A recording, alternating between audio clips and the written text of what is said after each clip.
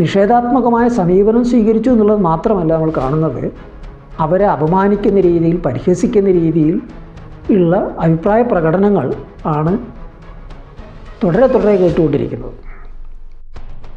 ഇവിടെയുള്ള ഈ ഉൽപ്പന്ന നിർമ്മാണ യൂണിറ്റുകളിൽ ഭൂരിഭാഗവും ഭക്ഷ്യ സംസ്കരണ രംഗത്തുള്ളവയാണ്. അപ്പോൾ ഈ ഭക്ഷ്യ സംസ്കരണം എന്ന് പറയുമ്പോൾ ഉണക്കച്ചെമ്മീൻ പ്ലാസ്റ്റിക് പാക്കറ്റിലാക്കി സീൽ ചെയ്ത് കടകളിൽ കൊണ്ടു കൊടുക്കുന്നതും ഭക്ഷ്യ സംസ്കരണം തന്നെയാണ്. അച്ചാറുണ്ടാക്കുന്നതും ഭക്ഷ്യ സംസ്കരണം തന്നെയാണ്. ഈ ഹിംസ, ഈ രോഷം ഇതെവിടെ നിന്ന് വരുന്നു? പണ്ടത്തേതിന് വ്യത്യസ്തമായിട്ട് ഇന്നുള്ളൊരു പ്രധാന ഘടകം എന്ന് പറയുന്നത് സാമൂഹ്യ അന്തരങ്ങളുടെ തീവ്രമായിട്ടുള്ള വർധനവ് തന്നെയാണ്.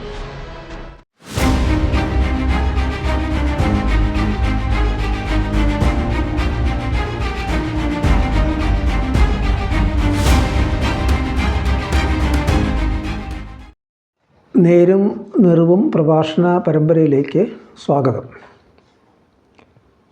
കുറച്ച് ദിവസങ്ങൾക്ക് മുമ്പ് തെലങ്കാനയിലെ ഒരു സഖാവ് അവിടുത്തെ ഒരു ന്യൂസ് ചാനലിൽ വന്ന ഒരു വാർത്തയുടെ വീഡിയോ ക്ലിപ്പിംഗ് എനിക്ക് അയച്ചു തന്നിരുന്നു.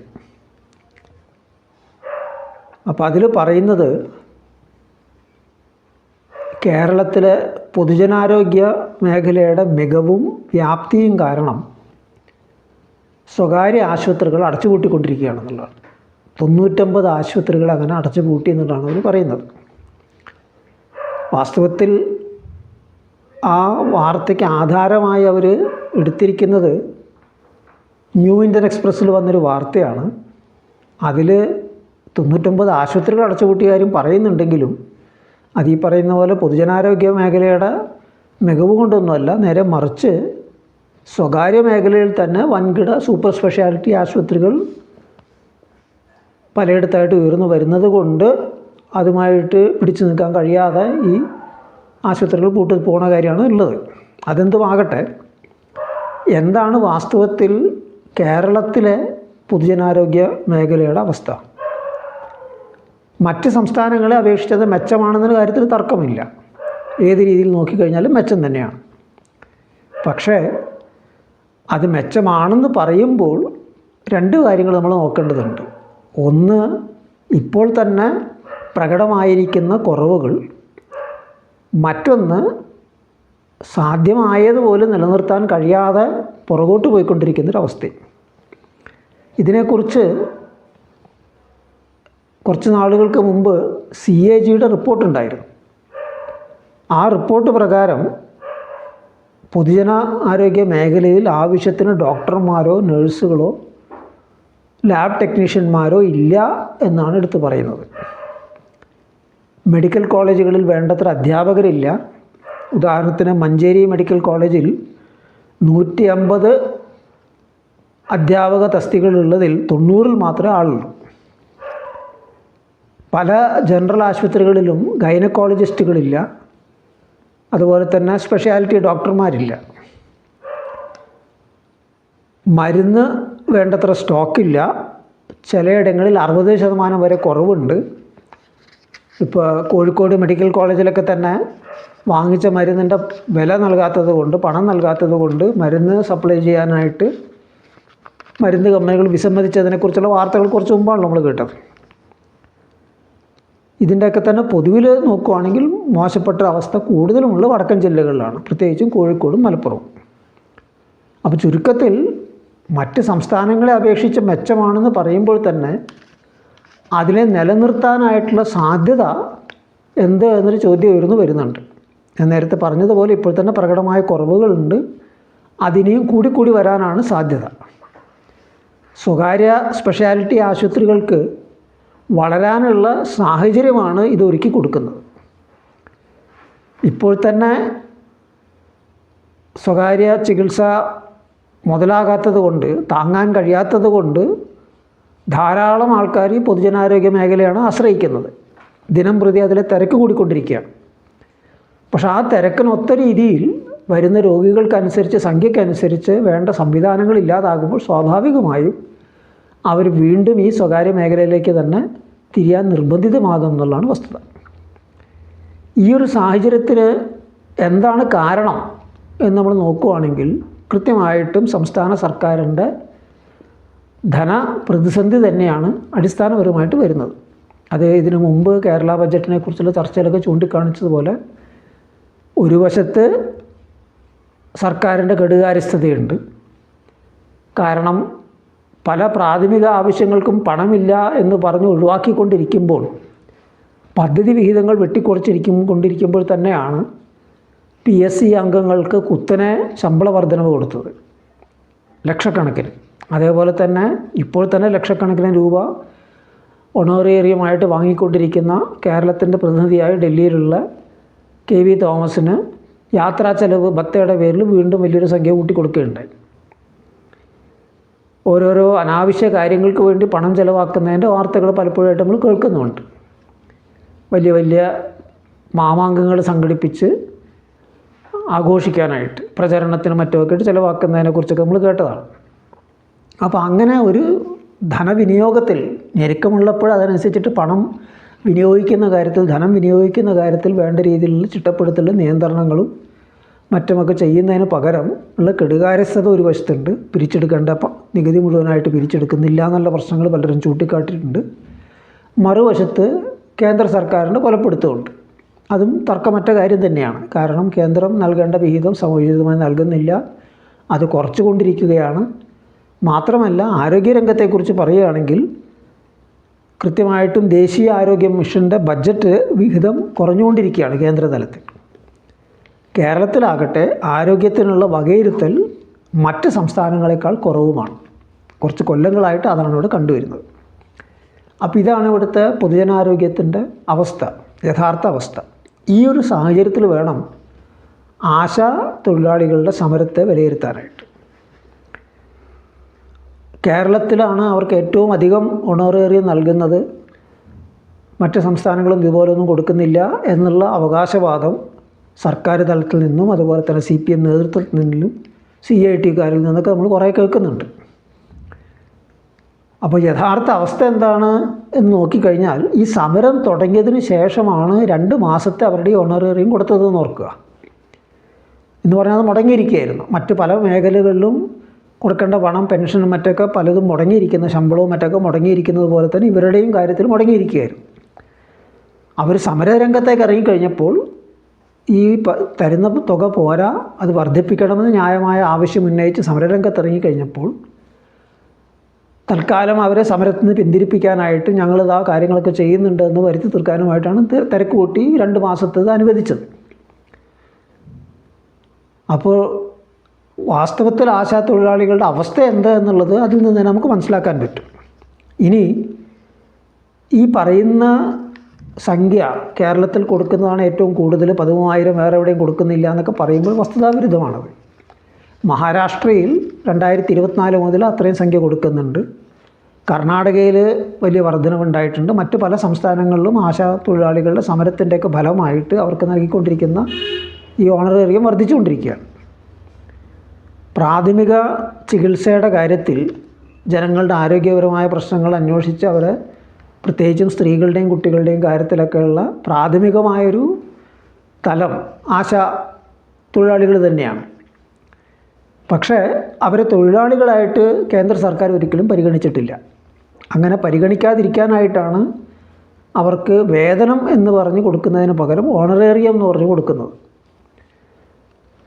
അത് തന്നെ ഒരു പ്രധാന വിഹിതം സംസ്ഥാനങ്ങളുടെയും ചെറിയൊരു വിഹിതം കേന്ദ്രത്തിൻ്റെയും, പിന്നെ അവർ ചെയ്യുന്ന ഓരോരോ പണികൾ അതിനനുസരിച്ചിട്ടാണ് ഓരോരോ സംഖ്യ നിശ്ചയിച്ചിരിക്കുന്നത്.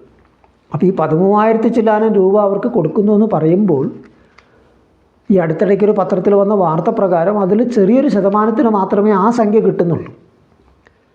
കാരണം ഈ പറയുന്ന രീതിയിൽ എല്ലാ കടമകളും ചെയ്തു തീർക്കാൻ ചിലപ്പോൾ കഴിഞ്ഞെന്ന് വരില്ല അവർക്ക്. അത്രമാത്രം തിരക്കിട്ട പല പല പണികളാണ് അവരെ ഏൽപ്പിച്ചു കൊടുക്കുന്നത്. അപ്പോൾ അങ്ങനെ വരുമ്പോൾ അവർക്ക് കിട്ടുന്ന സംഖ്യയും കുറയും. അപ്പോൾ വാസ്തവത്തിൽ ഈ പറയുന്നൊന്നും അല്ല അവർക്ക് കിട്ടുന്നത്, ശരാശരി നോക്കുകയാണെങ്കിൽ അതിനേക്കാളും കുറവാണ് കിട്ടുന്നത് എന്നുള്ളതാണ് യാഥാർത്ഥ്യം. അതാകട്ടെ ഇന്നത്തെ സാഹചര്യത്തിൽ ജീവിത ചെലവുകൾ മുട്ടിക്കാൻ ഒട്ടും തന്നെ പോരാ എന്നുള്ളതും വസ്തുത തന്നെയാണ്. പക്ഷേ ഈ ന്യായമായ ആവശ്യത്തിനോട് നിഷേധാത്മകമായ സമീപനം സ്വീകരിച്ചു എന്നുള്ളത് മാത്രമല്ല നമ്മൾ കാണുന്നത്, അവരെ അപമാനിക്കുന്ന രീതിയിൽ, പരിഹസിക്കുന്ന രീതിയിൽ ഉള്ള അഭിപ്രായ പ്രകടനങ്ങൾ ആണ് തുടരെ കേട്ടുകൊണ്ടിരിക്കുന്നത്. അത് വല്ലാതെ വഷളായി കഴിഞ്ഞൊരു സാഹചര്യത്തിൽ CPMൻ്റെ സംസ്ഥാന സെക്രട്ടറിക്ക് തന്നെ അങ്ങനെ ഉള്ള രീതിയിൽ അവരെ അവഹേളിക്കേണ്ട ആവശ്യമൊന്നുമില്ല എന്ന് പറയാൻ നിർബന്ധിതനാകുന്നൊരവസ്ഥ വരെ ഉണ്ടായി. മറ്റൊന്ന് ഉള്ളത്, ഇതൊരു ഇർക്കിൾ സംഘടനയാണ് ഈ സമരത്തിൻ്റെ പുറകിലുള്ളത് എന്നുള്ള വാദഗതിയാണ്. ആയിരിക്കാം, ചെറിയൊരു സംഘടന ആയിരിക്കാം. പക്ഷെ ആ ചെറിയ സംഘടന പശ്ചിമ ബംഗാളിൽ CPMൻ്റെ നേതൃത്വത്തിലുള്ള മുന്നണി സർക്കാരിലെ ഒരു അംഗമായിരുന്നൊരു കാലഘട്ടത്തിൽ. അപ്പോൾ അന്ന് അതിനെ ഒരു ഇർക്കിൾ സംഘടനയായിട്ടല്ല CPM കരുതിയത്. കാരണം തൽക്കാലം അവരുടെ മുന്നണി വിജയിച്ച് വരണമെങ്കിൽ അവരുടെയും കൂടി വോട്ട് ആവശ്യമായിരുന്നു. അവരെ സംബന്ധിച്ചിടത്തോളം എങ്ങനെയെങ്കിലും ഒരു മന്ത്രിസ്ഥാനം കിട്ടുക എന്നുള്ളത് അവരുടെ ഒരു ആവശ്യമായിരുന്നു. അപ്പോൾ അതുകൊണ്ട് ഈ പറയുന്ന പരിഹാസവും മറ്റുമൊക്കെ തന്നെ തീർത്തും അവസരവാദപരമായൊരു കാര്യമാണ് ഒരു വശത്ത്. മറുവശത്ത് ശരിക്കും പറഞ്ഞാൽ ആ സോഷ്യൽ ഫാസിസ്റ്റ് സ്വഭാവം തന്നെയാണ് പ്രകടമാക്കുന്നത്. വാക്കിൽ സോഷ്യലിസവും പ്രവൃത്തിയിൽ ഫാസിസവും എന്നുള്ളത്. കാരണം സമരം ചെയ്യാനായിട്ട് അതിൽ ആ മേഖലയിൽ പണിയെടുക്കുന്ന കുറേ തൊഴിലാളികൾ തീരുമാനിച്ചു കഴിഞ്ഞാൽ അതിന് നേതൃത്വം കൊടുക്കുന്ന ഒരൊറ്റ വ്യക്തി ആയിക്കോട്ടെ, ഒരു സംഘടന പോലും ഇല്ലയെന്ന് വരിക്കുക, അതുകൊണ്ട് അവരുടെ സമരം അന്യായമായി മാറുന്നുണ്ടോ? ഇപ്പോൾ മൂന്നാറിലെ തേയിലത്തോട്ടത്തിലെ സ്ത്രീ തൊഴിലാളികൾ പെൺപിള്ളേ കൂട്ടത്തിൻ്റെ പേരിൽ നടത്തിയ സമരത്തിനെ പോലെയാണിതെന്ന് പറഞ്ഞിട്ട് അപഹസിക്കുന്നുണ്ട്. ആ സമരം ന്യായമായിരുന്നില്ലേ? അവരുടെ ന്യായമായിട്ടുള്ള കൂലി വർധനവിന് വേണ്ടിയുള്ള അവകാശമേറ്റ് അതിനെ സമരരംഗത്ത് ശക്തമായി മുന്നോട്ട് കൊണ്ടുപോകാനായി ഇവിടുത്തെ വ്യവസ്ഥാപിത ട്രേഡ് യൂണിയനുകൾ, ആ മൂന്നാർ മേഖലയിലെ തേയിലത്തോട്ടത്തിലെ വൻകിട യൂണിയനുകളെല്ലാം തന്നെ അവിടെയുള്ള വൻകിട തോട്ട ഉടമകൾക്ക് ഉള്ള സേവ ചെയ്യുന്ന യൂണിയനുകളാണെന്ന് ഏറെക്കുറെ എല്ലാവർക്കും അറിയുന്നൊരു കാര്യമാണ്. അതുകൊണ്ട് തന്നെ അവർ ഈ തൊഴിലാളികളുടെ ആവശ്യങ്ങൾക്ക് അനുസരിച്ചിട്ട് പ്രതികരിക്കാനും അതിനെ ഏറ്റെടുക്കാനും സന്നദ്ധമായില്ല. ആ ഒരു സാഹചര്യത്തിലാണ് അവിടെയുള്ള സ്ത്രീ തൊഴിലാളികൾ സ്വതന്ത്രമായി സംഘടിച്ച് സമരരംഗത്തേക്ക് വന്നത്. അപ്പോൾ അങ്ങനെ ചെയ്യുമ്പോൾ അതെങ്ങനെയാണ് അവഹേളിക്കേണ്ട അല്ലെങ്കിൽ ഒരു വിലമതിക്കേണ്ടാത്ത കാര്യമായിട്ട് മാറുക? ഒരു സമരമായിട്ട് അതിനെ പരിഗണിക്കാൻ കഴിയില്ല എന്നൊക്കെ എങ്ങനെയാണ് പറയാൻ പറ്റുക? ഒന്ന്, അവരുടെ ആവശ്യങ്ങൾ; രണ്ട്, അതിൽ അണിനിരന്നിരിക്കുന്ന ആൾക്കാർ. അത് നോക്കിയിട്ടല്ലേ തീരുമാനിക്കേണ്ടത്. അപ്പോൾ അതല്ല, ഞങ്ങൾ സമരം ചെയ്യുമ്പോൾ അത് സമരം, അല്ലാത്തവർ സമരം ചെയ്യുമ്പോൾ അത് അരാജകത്വം എന്നുള്ള സമീപനം തന്നെയാണ് ഞാൻ നേരത്തെ സൂചിപ്പിച്ച സോഷ്യൽ ഫാസിസത്തിൻ്റെ അവരെ അങ്ങനെ അവഹേളിച്ച് അടിച്ചമർത്താനായിട്ടുള്ള ശ്രമമാണ് നമ്മളവിടെ കാണാൻ പറ്റുക. ഒരർത്ഥത്തിൽ അംഗീകരിച്ചു കൊടുക്കേണ്ട ഒരു കാര്യമല്ല. ആശാ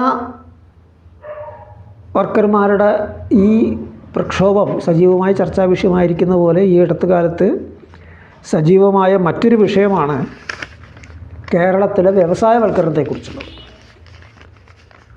ശശി തരൂർ ഒരു ലേഖനം എഴുതി. അതിൽ CPMൻ്റെ നേതൃത്വത്തിൽ, ഇടതുമുന്നണിയുടെ നേതൃത്വത്തിൽ കേരളത്തിൽ വലിയ തോതിൽ വ്യാവസായിക വികാസമുണ്ടായിട്ടുണ്ടെന്ന് എഴുതി. അത് തീരെ പിടിക്കാതെ കോൺഗ്രസ് നേതാക്കന്മാരെല്ലാം ചാടി അതിൻ്റെ മെക്കെട്ട്, തരൂരിൻ്റെ മെക്കെട്ട് കയറി. അതിപ്പോൾ ഇപ്പോഴും പുകഞ്ഞുകൊണ്ടിരിക്കുകയാണ്. അപ്പോൾ ഞങ്ങളുടെ ഭരണത്തിൻ്റെ മേന്മയെക്കുറിച്ച് കോൺഗ്രസ്സുകാരന് പോലും തന്നെ പറയേണ്ടി വന്നിരിക്കുന്നു ശശി തരൂരിനെ പോലെയുള്ള ഒരാൾ. അപ്പോഴത്തേക്കും ബഹുമാന്യനായ അങ്ങേര് ഭയങ്കര എന്താ പറയുക, സാമ്പത്തിക വിഷയങ്ങളെക്കുറിച്ചൊക്കെ അപഘാതമായിട്ടുള്ള അറിവുകളുള്ള ആളായി. അങ്ങനെ പലതുമായി. പക്ഷെ എന്താണ് നമ്മുടെ വ്യവസായവൽക്കരണത്തിൻ്റെ യഥാർത്ഥ അവസ്ഥ? ഇവിടെയുള്ള ഈ ഉൽപ്പന്ന നിർമ്മാണ യൂണിറ്റുകളിൽ ഭൂരിഭാഗവും ഭക്ഷ്യ സംസ്കരണ രംഗത്തുള്ളവയാണ്.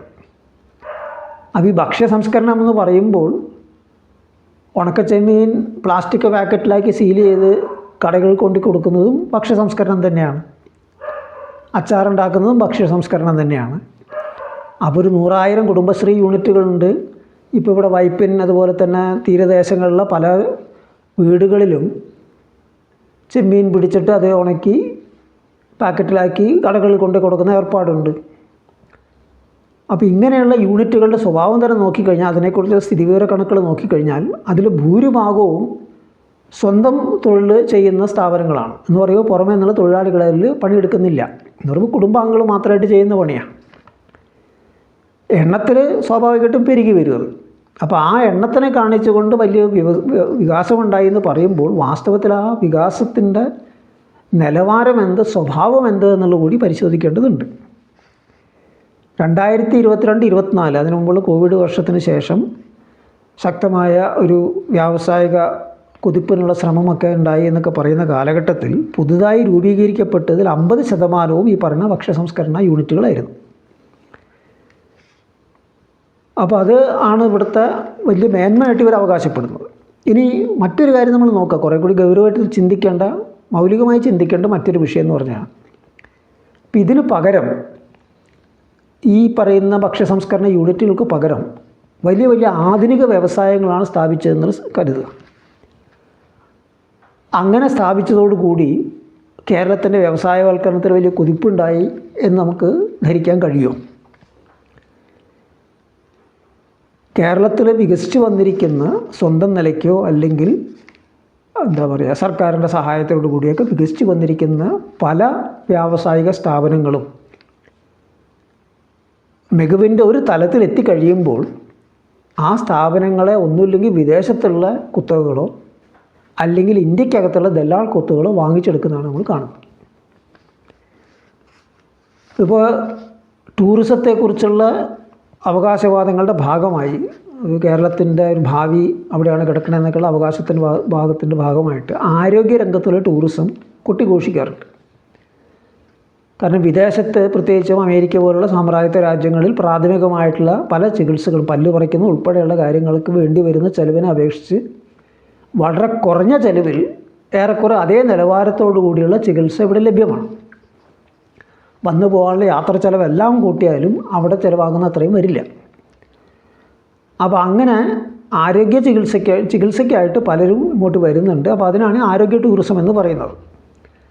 അപ്പോൾ കേരളത്തിൽ സ്ഥാപിക്കപ്പെട്ടിരിക്കുന്ന സൂപ്പർ സ്പെഷ്യാലിറ്റി ആശുപത്രികൾ മറ്റത് മറിച്ചതിൻ്റെ ബലത്തിൽ ഈ ഒരു മേഖലയ്ക്ക് വലിയ സാധ്യതയുണ്ട് എന്നുള്ളതാണ് അവകാശവാദം. പക്ഷേ ഇവിടെ സംഭവിച്ചുകൊണ്ടിരിക്കുന്നത് എന്താണെന്ന് നോക്കണം. കേരളത്തിൽ പ്രമുഖമായിട്ടുള്ള പല സൂപ്പർ സ്പെഷ്യാലിറ്റി ആശുപത്രികളും ഞാൻ ഈ നേരത്തെ പറഞ്ഞതുപോലെ ഒന്നുമില്ലെങ്കിൽ വിദേശ സാമ്രാജ്യത്വ കുത്തകളോ അല്ലെങ്കിൽ ഇന്ത്യയിലെ തന്നെയുള്ള ദല്ലാൾ കുത്തകളോ വാങ്ങിച്ചെടുത്തുകൊണ്ടിരിക്കുകയാണ്. ഇപ്പോൾ ആസ്റ്റർ മെഡ്സിറ്റി, കിംസ് ഇത് രണ്ടും വാങ്ങിച്ചെടുത്തിരിക്കുന്നത് ബ്ലാക്ക് സ്റ്റോൺ എന്ന് പറയുന്ന ഒരു സാമ്രാജ്യത്വ ധനകാര്യ സ്ഥാപനമാണ്.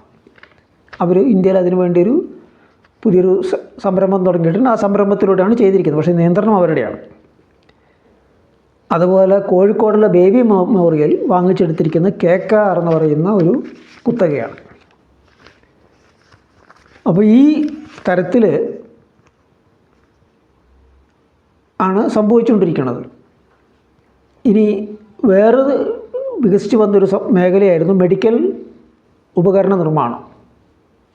കേരള സർക്കാരിൻ്റെ ധനകാര്യ റിപ്പോർട്ടുകളിൽ സാമ്പത്തിക സർവേയിലൊക്കെ തന്നെ വലിയ കാര്യമായിട്ട് എടുത്ത് പറയുന്നൊരു കാര്യമാണ്.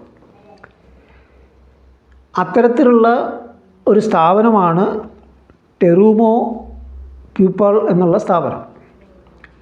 അതായത് രക്തം ശേഖരിക്കാനായിട്ടുള്ള ബാഗുകൾ നിർമ്മിക്കുന്ന കമ്പനിയാണത്. ആ സ്ഥാപനമാകട്ടെ അതിൻ്റെ സാങ്കേതിക വിദ്യയും അതുപോലെ തന്നെ അതിൻ്റെ അസംസ്കൃത പദാർത്ഥങ്ങളൊക്കെ തന്നെ സ്വരൂപിക്കുന്നത് ഇവിടെ നിന്നാണ്. ഇന്ത്യൻ സാങ്കേതിക വിദ്യ ഉപയോഗിച്ചിട്ടാണ് അത് ചെയ്തിരുന്നത്. പക്ഷെ അത് വളർന്നൊരു ഘട്ടത്തിലെത്തി കഴിഞ്ഞപ്പോൾ ഒരു ജാപ്പനീസ് കുത്തക അത് വിലയ്ക്ക് വാങ്ങി. ഇപ്പോൾ ആ ജാപ്പനീസ് കുത്തകയുടെ ഭാഗമായിട്ടാണ് നിലനിൽക്കുന്നത്. ഭക്ഷ്യ സംസ്കരണ രംഗത്ത് മുന്നിട്ട് നിൽക്കുന്ന ഒരു സ്ഥാപനമായിരുന്നു ഇപ്പോഴും അതേത് ഈസ്റ്റേൺ കറി പൗഡർ. അപ്പോൾ ഈസ്റ്റേണിൻ്റെ പലതരത്തിലുള്ള മസാലപ്പൊടികളും മറ്റൊക്കെ മാർക്കറ്റിൽ വലിയ ഡിമാൻഡ് ഉണ്ട്, ഇപ്പോഴും നല്ല പേരുണ്ട്. അത് ആദ്യം അത് വാങ്ങിച്ചെടുത്തത് മക്കോർമിക് എന്ന് പറയുന്ന ഒരു അമേരിക്കൻ കുത്തകയാണ്. ഇപ്പോഴത് ഓർക്ല എന്ന് പറയുന്ന ഒരു നോർവേ കുത്തകയുടെ കയ്യിലാണ്. ഇനി ഇത് ഭക്ഷ്യ സംസ്കരണ മേഖല വിട്ടിട്ട് നമ്മൾ IT മേഖല നോക്കുക. IT മേഖലയിലെ പ്രൊഫൗണ്ടിസ് എന്ന് പറയുന്ന സ്ഥാപനം ഇവിടെയുള്ള കുറച്ച് ചെറുപ്പക്കാർ സ്വന്തം തലച്ചോറ് ഉപയോഗിച്ച് വികസിപ്പിച്ചെടുത്ത ഒരു IT ഉൽപ്പന്നം. അത് വാങ്ങിച്ചിരിക്കുന്നത് അമേരിക്കയിലുള്ളൊരു കുത്തകയാണ്. സിന്തൈറ്റിൻ്റെ കാര്യം നോക്കാം. പല പല മസാലകളിൽ നിന്ന് മുളക്, അതുപോലെ തന്നെ കുരുമുളക്, ഇങ്ങനെയുള്ള പല കാര്യങ്ങളിൽ നിന്നും അതിൻ്റെ സത്ത് വേർതിരിച്ചെടുക്കുന്ന ഒരു സ്ഥാപനമാണത്, പൂക്കളിൽ നിന്നും ഉൾപ്പെടെ. അപ്പോൾ ഈ സ്ഥാപനം ഇങ്ങനെയുള്ള സത്ത് വേർതിരിച്ചെടുക്കുന്നത് ലോകോത്തര നിലവാരമുള്ളൊരു സ്ഥാപനം തന്നെയാണ്. പക്ഷേ കുറച്ച് കാലമായിട്ട് അത് സ്വിറ്റ്സർലാൻഡിലുള്ള ഗിവൗഡാൻ എന്ന് പറയുന്ന ഒരു കുത്തകയായിട്ടുള്ള സഹകരണത്തിലാണ്. അപ്പോൾ പേര് സഹകരണമാണെങ്കിലും ആ സഹകരണത്തിൻ്റെ സ്വഭാവം എന്താണെന്ന് നമ്മൾ സൂക്ഷ്മമായിട്ട് പരിശോധിച്ച് കഴിഞ്ഞാൽ, ഈ സ്വിസ് കുത്തകയുടെ വിറ്റുവരവ് ഒരു വർഷം എന്ന് പറയുന്നത് $5 ശതകോടി. സിന്തൈറ്റിൻ്റെ വിറ്റുവരവ് എന്ന് പറയുന്നത് $22 കോടി. അപ്പോൾ ഇത് തമ്മിൽ നമ്മൾ താരതമ്യം ചെയ്ത് കഴിഞ്ഞാൽ തന്നെ വ്യക്തമായിട്ട് അറിയുമല്ലോ ഈ സഹകരണത്തിൽ ആരായിരിക്കും ചുക്കാൻ പിടിക്കുന്നത്, ആരാണ് കാര്യങ്ങൾ നിശ്ചയിക്കുക എന്നുള്ളത്. ഇപ്പം ഞാൻ പറഞ്ഞു വരുന്നത്, വൻകിട വ്യവസായങ്ങളായാലും കൊള്ളാം, ആധുനിക വ്യവസായങ്ങളായാലും ശരി, ഇതെല്ലാം കെട്ടിപ്പടുക്കുന്നത് കൊണ്ട് മാത്രം വ്യവസായവൽക്കരണമായി നമുക്ക് ധരിക്കാൻ കഴിയില്ല. കാരണം ആ വ്യവസായവൽക്കരണം ആത്യന്തികമായിട്ടും ഇവിടെ നിലനിൽക്കുന്ന ദല്ലാൾ കുത്തകളെ അല്ലെങ്കിൽ സാമ്രാജ്യത്വ കുത്തകളെ സേവിക്കുന്നൊരു പങ്ക് മാത്രമേ നിർവഹിക്കുന്നുള്ളൂ. നമ്മുടെ നാടിൻ്റെ, രാജ്യത്തിൻ്റെ ആശ്രിതത്തെ ഊട്ടി ഉറപ്പിക്കുക മാത്രമാണ് ചെയ്യുന്നത്. അങ്ങനെയുള്ള ആശ്രയത്തിന് ഊട്ടി ഉറപ്പിക്കലിനെ അല്ല വികസനമെന്ന് വിശേഷിപ്പിക്കേണ്ടത്. നേരെ മറിച്ച് സ്വന്തം കാലിൽ നിൽക്കാൻ കഴിയുന്ന സ്വയം പര്യാപ്തമായൊരു സമ്പദ്ഘടനയുടെ സൃഷ്ടി, അതിൻ്റെ ബലത്തിൽ മറ്റുള്ളവരുമായിട്ടുള്ള ബന്ധം സ്ഥാപിക്കാൻ കഴിയുന്നൊരവസ്ഥയാണ് യഥാർത്ഥത്തിൽ വികസനമെന്ന് നമുക്ക് വിശേഷിപ്പിക്കാൻ കഴിയും, വ്യാവസായിക വികസനം എന്നൊക്കെ വിശേഷിപ്പിക്കാൻ കഴിയും. അപ്പോൾ ഇതിൻ്റെ ഒരു ബന്ധത്തിൽ തന്നെയാണ് നമുക്ക് ഈ കടലിലെ ധാതുമണലുകൾ ഖനനം ചെയ്യുന്നതിനെക്കുറിച്ചുള്ള വിവാദത്തിൻ്റെ കാര്യം നമുക്ക് മനസ്സിലാക്കാൻ പറ്റുക. അതിന് വലിയൊരു ബഹളമായിട്ടുണ്ടത്, വലിയ ശക്തമായ പ്രക്ഷോഭങ്ങൾക്ക് വഴിവെച്ചിട്ടുണ്ട്. അങ്ങനെ പ്രക്ഷോഭങ്ങളൊക്കെ ഉയർന്നു വന്നു കഴിഞ്ഞപ്പോഴത്തേക്കും അങ്ങനെ ഉദ്ദേശമൊന്നുമില്ല, ഞങ്ങൾക്ക് തൽക്കാലം പാരിസ്ഥിതിക പഠനം നടത്തിയതിന് ശേഷം മാത്രമേ തീരുമാനമെടുക്കുള്ളൂ എന്നൊക്കെയാണ് ഇപ്പോൾ കേന്ദ്ര സർക്കാർ പറയുന്നത്. പക്ഷേ ഈ പാരിസ്ഥിതിക പഠനം നടത്താതെ എന്തടിസ്ഥാനത്തിലാണ് അവൻ ലേലത്തിലേക്ക് കടന്നത് എന്നുള്ളത് വ്യക്തമല്ല. കാരണം ലേലത്തിലേക്ക് പോകണമെങ്കിൽ, ലേലത്തിൽ ആരെങ്കിലും പങ്കാളികളാകണമെങ്കിൽ പതിവ് രീതി അനുസരിച്ചിട്ട് വലിയൊരു സംഖ്യ കെട്ടിവെച്ചിട്ട് മാത്രമേ അവർക്കത് ചെയ്യാൻ പറ്റുള്ളൂ. അപ്പോൾ അങ്ങനെ സംഖ്യയെല്ലാം കെട്ടിവെച്ചിട്ട്, പണമെല്ലാം കെട്ടിവെച്ച് ലേലത്തിൽ പങ്കാളി ആയതിനു ശേഷം പാരിസ്ഥിതിക പഠനം നടത്തി അത് പരിപാടി തന്നെ ഉപേക്ഷിക്കേണ്ടി വരുവാണെങ്കിൽ ഈ പണമൊക്കെ തിരിച്ചവർക്ക് കൊടുക്കും. അപ്പോൾ അവർക്ക് എന്തെങ്കിലും ഉറപ്പ് കൊടുക്കാതെ തീർച്ചയായിട്ടും ആരും ലേലത്തിൽ പങ്കെടുക്കാൻ പോകുന്നില്ലല്ലോ. അപ്പോൾ അതുകൊണ്ട് ഈ കേന്ദ്ര സർക്കാരിൻ്റെ ഈ അറിയിപ്പ്, പാരിസ്ഥിതിക പഠനം നടത്തിയിട്ട് അന്തിമ തീരുമാനം എടുക്കുള്ളൂ എന്നൊക്കെ പറയുന്ന അറിയിപ്പ് വാസ്തവത്തിൽ തൽക്കാലം ഈ പ്രക്ഷോഭത്തിന് തണുപ്പിക്കാൻ വേണ്ടി നടത്തുന്നൊരു പ്രഖ്യാപനം മാത്രമായിട്ട് നമുക്ക് മനസ്സിലാക്കാൻ പറ്റും. ചിന്തിക്കേണ്ട കാര്യം അതിനപ്പുറം കടന്നിട്ട് ഈ ഖനനം, ഇങ്ങനെയുള്ള ആഴക്കടൽ ഖനനം എന്ന് പറയുന്നത് കുറേ കാലമായിട്ട് ചർച്ചാ വിഷയമായിട്ട് നിൽക്കുന്നൊരു കാര്യമാണ്. അതിനുവേണ്ടിയുള്ള നിയമങ്ങളൊക്കെ ഉണ്ടാക്കിയിട്ട് ദശകങ്ങളായി. ഇപ്പോൾ ഇന്നിപ്പോൾ ഒരു അടിയന്തരത്വം വരുന്നതിൻ്റെ കാരണം എന്താണ്? ഇത് മാത്രമല്ല, നമ്മൾ ഇതുപോലെ തന്നെ വേറൊന്ന് കണ്ടതാണ്. തമിഴ്നാട്ടിൽ ടങ്സ്റ്റൻ എന്ന് പറയുന്ന ഒരു ധാതു ഖനനത്തിന് വേണ്ടി നടത്തിയ ശ്രമങ്ങൾ, അത് അവസാനം പ്രക്ഷോഭമൊക്കെ വന്ന് അവസാനം നിർത്തിപ്പോകേണ്ടി വന്നവർക്ക്. ഇതെല്ലാം വരുന്നതിൻ്റെ ഒരു പ്രധാന ഘടകം ഇന്ന് ഈ ഇലക്ട്രിക് കാറുകളുടെയും ഇലക്ട്രിക് സ്കൂട്ടറുകളുടെ, ഇലക്ട്രിക് വാഹനങ്ങളുടെ ആവശ്യമായിട്ട് ബന്ധപ്പെട്ടിട്ട്, അതിൻ്റെ ബാറ്ററി നിർമ്മാണവുമായി ബന്ധപ്പെട്ടിട്ടാണ് പലപ്പോഴും ഈ ധാതുക്കൾ മറ്റുമൊക്കെ അടിയന്തര വർദ്ധിച്ച തോതിൽ ആവശ്യമായിട്ട് വരുന്നത്. അത് മറ്റൊരു കാര്യത്തിലേക്കാണ് ചൂണ്ടിക്കാണിക്കുന്നത്. അതായത് മുതലാളിത്ത വ്യവസ്ഥ, സാമ്രാജ്യത്വ വ്യവസ്ഥ നിലനിൽക്കുന്നിടത്തോളം കാലം പാരിസ്ഥിതിക ആഘാതത്തിനെ കുറയ്ക്കാനെന്ന പേരിൽ നടത്തുന്ന ഓരോ കാൽവയ്പും പുതിയ പ്രശ്നങ്ങൾ സൃഷ്ടിക്കുകയാണ് ചെയ്യുന്നത്. ഇപ്പോൾ എണ്ണ, ഗ്യാസ് ഇതിൻ്റെയൊക്കെ ഉപയോഗം ഒഴിവാക്കിക്കൊണ്ട് പാരിസ്ഥിതിക മലിനീകരണം, ഹരിതവാതക നിർമ്മാണം ഇതിനൊക്കെ തന്നെ നിയന്ത്രിക്കുകയാണ് ലക്ഷ്യം എന്നൊക്കെ പറഞ്ഞുകൊണ്ടാണ് ഇലക്ട്രിക് വാഹന നിർമ്മാണത്തിലേക്ക് കടന്നത്. പക്ഷേ ഈ ഇലക്ട്രിക് വാഹനങ്ങളുടെ നിർമ്മാണവും അതിൻ്റെ ഉപയോഗവും, അതിനാവശ്യമായിട്ടുള്ള ഈ പറയുന്ന ബാറ്ററി നിർമ്മാണം, അതിനാവശ്യമായിട്ടുള്ള ധാതുക്കളുടെ ഖനനം, ഇതെല്ലാം തന്നെ പുതിയ പാരിസ്ഥിതിക പ്രശ്നങ്ങൾ സൃഷ്ടിക്കുകയാണ് ചെയ്യുന്നത്. കാരണം ഈ എല്ലാത്തിൻ്റെയും പുറകിലുള്ളത് മുതലാളിത്തത്തിൻ്റെ ലാഭ താല്പര്യമാണ്.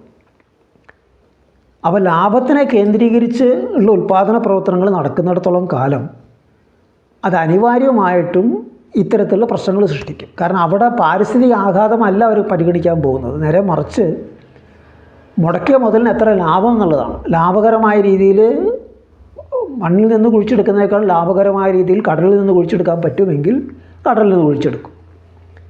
അപ്പോൾ ലാഭമാണ് അതിനെ നിശ്ചയിക്കുന്നത്, അല്ലാതെ പാരിസ്ഥിതിക ആഘാതവും തുടർന്നുണ്ടാകാവുന്ന പ്രശ്നങ്ങൾ, ജനങ്ങളുടെ ജീവിതത്തിന് വരാൻ പോകുന്ന ബുദ്ധിമുട്ടുകൾ, ഇതൊന്നുമല്ല പ്രശ്നം. അപ്പോൾ ആത്യന്തികമായിട്ടും ഈ പാരിസ്ഥിതിക പ്രശ്നങ്ങൾക്ക് ഒരു യഥാർത്ഥ പരിഹാരം കണ്ടെത്തണമെങ്കിൽ, മനുഷ്യ സമൂഹത്തിന് അതിനെ കണ്ടെത്താൻ കഴിയണമെങ്കിൽ ഈ സാമ്രാജ്യത്വ വ്യവസ്ഥിതിയെ തന്നെയാണ് ഇല്ലാതാക്കേണ്ടത് എന്നാണ് നമുക്ക് മനസ്സിലാക്കാൻ കഴിയുക. അവസാനിക്കുന്നതിന് മുമ്പ് കേരളത്തിൽ ഇപ്പോൾ വലിയ ചർച്ചാ വിഷയമായിരിക്കുന്ന വളരെ ദാരുണമായൊരു സംഭവം, ഒരു ചെറുപ്പക്കാരൻ, സ്കൂളിൽ പഠിക്കുന്നൊരു കുട്ടി ഇതുപോലെ തന്നെ സ്കൂളിൽ പഠിക്കുന്ന മറ്റു കുറേ കുട്ടികൾ കയറി ആക്രമിച്ച് കൊലപ്പെടുത്തിയ സംഭവം ഇപ്പോൾ ചാനലുകളിലും പത്രങ്ങളിലൊക്കെ തന്നെ വലിയ വിഷയമായിരിക്കുകയാണ്. ഇത് തുടരെ നമ്മൾ കേൾക്കുന്നുണ്ട്. പലയിടത്തുമായിട്ട് പലപ്പോഴായിട്ട് ഇതേ സംഭവങ്ങൾ ആവർത്തിച്ചുകൊണ്ടിരിക്കുന്നുണ്ട്.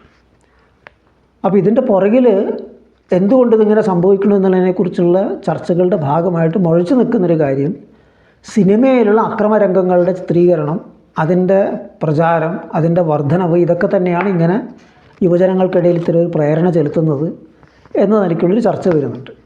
വാസ്തവത്തിൽ അത് ഉപരിപ്ലവമായൊരു അഭിപ്രായമാണ്.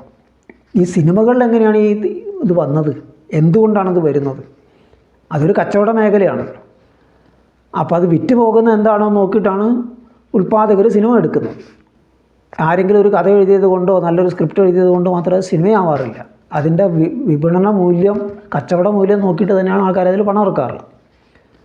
അപ്പോൾ ഈ ഒരു കാര്യത്തിൽ പണം ഇറക്കുന്നുണ്ടെങ്കിൽ, ഇത്തരത്തിലുള്ള സിനിമകൾക്ക് ആൾക്കാർ പണം ഇറക്കുന്നുണ്ടെങ്കിൽ തീർച്ചയായിട്ടും അതിനിവിടെ ഒരു വിപണിയുണ്ട്, അങ്ങനെ അതിനെ സ്വീകരിക്കാൻ കഴിയുന്നൊരു സാമൂഹ്യ അന്തരീക്ഷം ഉണ്ടെന്നാണ് കാണിക്കുന്നത്.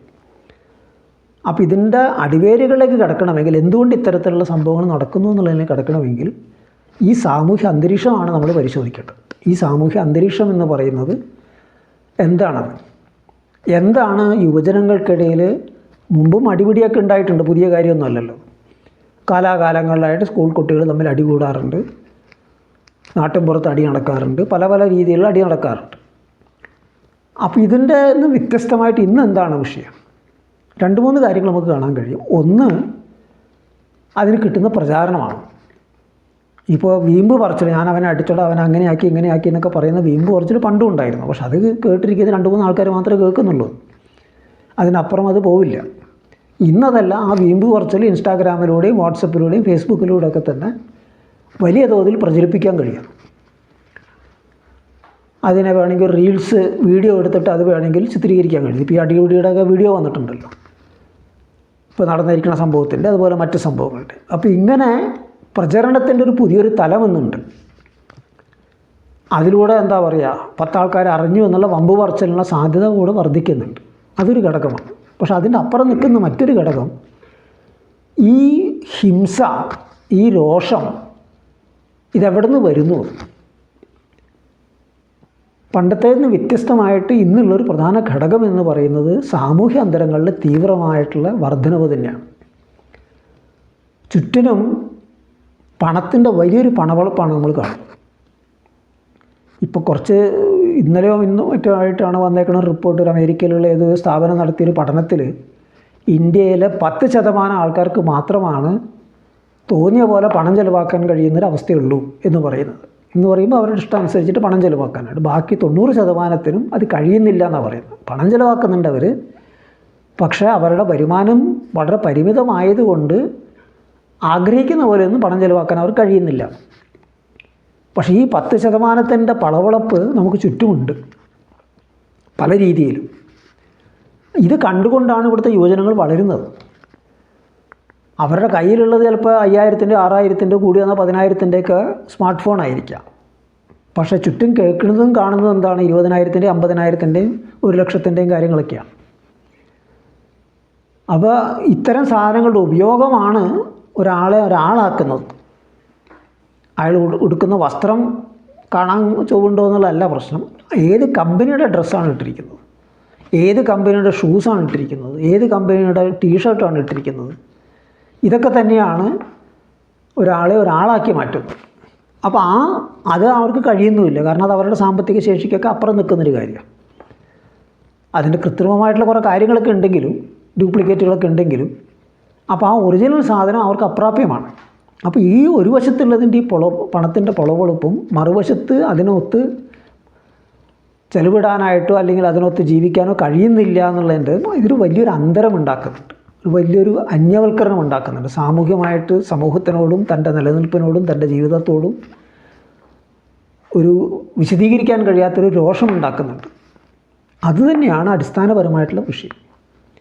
അപ്പോൾ ഈ സാമൂഹ്യ അവസ്ഥ തന്നെയാണ് ഇത്തരം അക്രമങ്ങൾക്ക് വഴിവെക്കുന്നത്, ഇത്തരം ഹിംസയ്ക്ക് വഴിവെക്കുന്നത് എന്നത് നമ്മൾ മനസ്സിലാക്കണം. കാരണം ശരിക്കും ഹിംസയുടെ ആവശ്യമുണ്ട് എന്തിനെതിരെ? ഈ അവസ്ഥയ്ക്കെതിരെ, ഈ വ്യവസ്ഥിതിക്കെതിരെ. അതിനെതിരെയാണ് രോഷം തിരിയേണ്ടത്. പക്ഷെ അതിനെ സമാഹരിക്കാൻ കഴിയുന്ന, അതിനെ തിരിച്ചുവിടാൻ കഴിയുന്ന സാമൂഹ്യ പ്രസ്ഥാനങ്ങൾ ഇന്ന് വളരെ ദുർബലമാണ്, പലയിടത്തും ഇല്ല എന്ന് തന്നെ പറയാം. അപ്പോൾ അങ്ങനെ വരുമ്പോൾ ഈ തരം മേഖലകളിലേക്കാണ് അത് പിന്നെ തിരിയുക. ഒന്നുമില്ലെങ്കിൽ ക്രിമിനൽ പ്രവർത്തനങ്ങളിലേക്ക്, അല്ലെങ്കിൽ ഇതുമാതിരിയുള്ള അടിപിടി കാര്യങ്ങളിലേക്കൊക്കെയാണ് തിരിയുക. ഇപ്പോൾ ഈ കഞ്ചാവ് അതുപോലെ തന്നെ മയക്കുമരുന്നുകളുടെ ഉപയോഗം വർദ്ധിച്ചിരിക്കുന്നു എന്നൊക്കെ പറയുമ്പോൾ അതിനും ഒരു പശ്ചാത്തലം ഒരുക്കുന്ന ഈ സാമൂഹ്യ അന്തരീക്ഷം തന്നെയാണ്. കാരണം അതിലൂടെയെങ്കിലും അവർക്ക് കുറച്ച് നേരത്തേക്ക് അവരുടേതായിട്ടൊരു ലോകത്തിലേക്ക് തിരിയാൻ കഴിയുന്നുണ്ട്. ബോധപൂർവം തന്നെ അതിനെ പ്രോത്സാഹിപ്പിക്കാനായിട്ടുള്ള ശക്തികൾ വേറെ എവിടെ നിൽക്കുന്നുണ്ട്. അതും ഈ ഭരണവർഗ്ഗങ്ങളായിട്ട് ബന്ധപ്പെട്ട ആൾക്കാരാണ്. കാരണം ടൺ കണക്കിന് ഈ പറയുന്ന സാധനങ്ങളൊക്കെ ഇവിടെ വന്ന് ഇറങ്ങുമ്പോൾ ഇവിടെയുള്ള ഉദ്യോഗസ്ഥ മേധാവികളോ അല്ലെങ്കിൽ പോലീസ് സംവിധാനമോ ഇതൊന്നും അറിയാതെന്നല്ല നടക്കുന്നത്. ഇടയ്ക്കിടയ്ക്ക് അവർ പിടിക്കും ഞങ്ങളെന്നൊക്കെ ചെയ്യേണ്ടതെന്ന് കാണിക്കാനായിട്ട്. പക്ഷെ അവർ നല്ല പങ്കാളിത്തമുണ്ട് അതിൽ. എല്ലായിടത്തും അങ്ങനെ തന്നെയാണ് ഉണ്ടായിട്ടുള്ളത്. അപ്പോൾ ആകെ മൊത്തത്തിലുള്ള ഈ സാമൂഹ്യ അവസ്ഥ ഇതുതന്നെയാണ് യഥാർത്ഥ കുറ്റവാളി. അതിനെതിരെയാണ് ഈ രോഷം തിരിക്കേണ്ടത്.